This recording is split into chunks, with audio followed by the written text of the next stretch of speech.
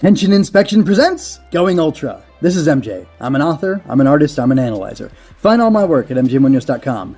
Prepare yourself for hard-hitting Ultraman discussion and analysis. I've got a Dutch angel. I have a duck angel and I have a Dutch angle and a lens flare going here. I'm like a 2000s action movie by an indie director. Anyway, sorry, for you who are listening to this only on the audio, that won't make any sense to you. Check out the video if you want to. It will be linked on the show notes, and you can find it there at mjmunoz.com. Anyway, so talking about Kamen Rider Arc episode 15. I really like this episode. I'm a little disappointed that it was a cliffhanger and that we have another recap type episode special thing next week. I don't know why that's happening. Maybe there's something else airing, or maybe, I don't know, who knows, but that's a little frustrating. However, this was a very good episode. It's called The Wandering Future. It originally aired October 19th, 2024. The director is Takanori Sugimoto, and the writer is Jun Sugita. I believe that Sugita wrote the last episode as well. Let me just double check that real quick. It should be super easy. Barely an inconvenience. And yeah, it's not, because I goofed. Hold on. Can I go forward here? Yes, I can. So yeah, Flash of the Past was also written by Sugita. So he continues to do good work here. Takanori Sugimoto was the mangaka. He was the director of that as well. And I believe he's the man who directed the movie, didn't he? The co-directed with, I talked about this last time, didn't I? And I got confused. Yep, never mind. Pat Labor. He did Pat Labor movies and some other stuff, but I guess not Shin Kamen Rider, which is exactly what I thought he worked on for some reason. I don't know why. Oh, Blazar. He worked on Blazar. That's what it was. Blazar, Dekar. Blazar and Dekar. Anyway, I'll stop embarrassing myself. So I really like this episode. I thought it was very good. There were things about it that were very enjoyable. Why am I talking like this? So the breakdown is Arc gets a new armor. It's a combination of the red armor, the blue armor, the sun armor, and the moon armor. And we find out that the GDF, the Global Defense Force, has known about this thing, this Onyx, in Hoshimoto City, and they've been trying to track it down, and they've been keeping it a secret for different reasons. I don't quite understand why. Yeah, it's interesting because we start the episode with Yuma in a coma, I guess. There's nothing wrong with him, but he just won't wake up, which is always fun. I really like that. And he ends up waking up after Swede shows him. For some reason, Somehow Swede is able to take Yuma's consciousness and remove it from his body or something, and take it over to Arc, or take it over to the Hoshimoto branch of Skip, and have him get an info dump from Ishido about the GDF keeping secrets, and he wants to go alone because he's been called to go address something that's going on with the Onyx, as Zoidme,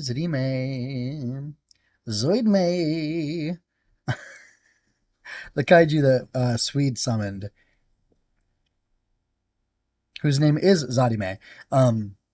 Anyway, it's attacking, and she's trying to stop it from attacking, and I think that's a good thing, because it's going to attack and destroy and blow up the seal. It'll open or break or shatter the seal, and then the flow will continue, and Earth will be destroyed.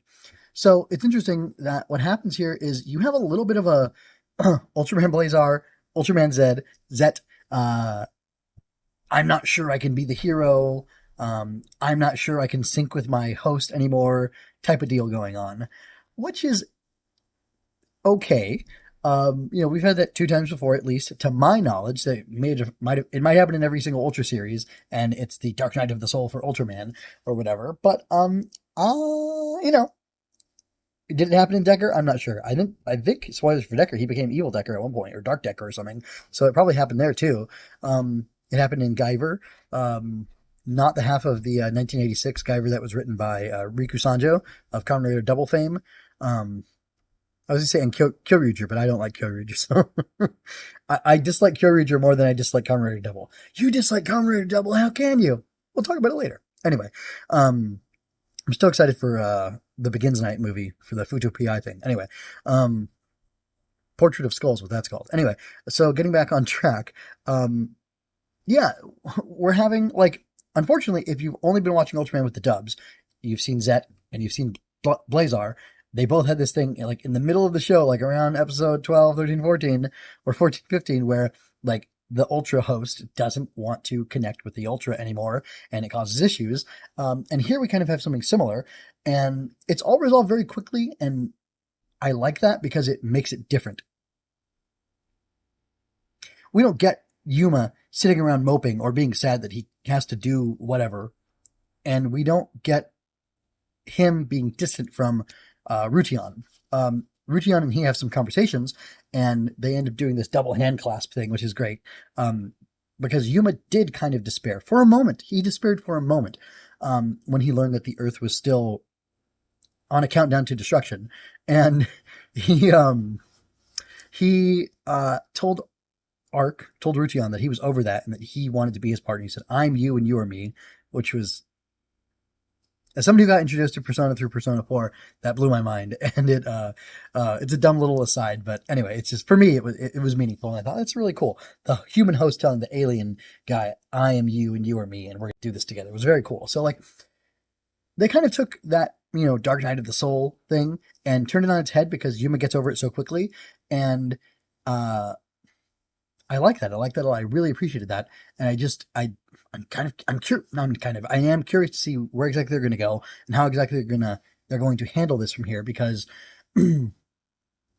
like I said last time, the last review, this is like end of the show energy and end of the show stakes and end of the show plot occurrences that are happening. And I don't know how they're going to continue the show other than they have to save Earth ultimately. But we have now, this is episode 15, there's a special, then there's 16. So there's like 9 episodes left, basically, to wrap this up, and they need to somehow, in that time, find a way to save Earth and also save the home galaxy of that Swede and Rution belong to, and that's really interesting. Yeah, I'll mention some stuff I mentioned in my shorts briefly. So Rution has this like noble kamikaze attitude where she's willing to die with Earth if she can save her galaxy. And I think she's still a villain, and I think it's still morally clear that she's wrong, but it's also understandable what she's doing.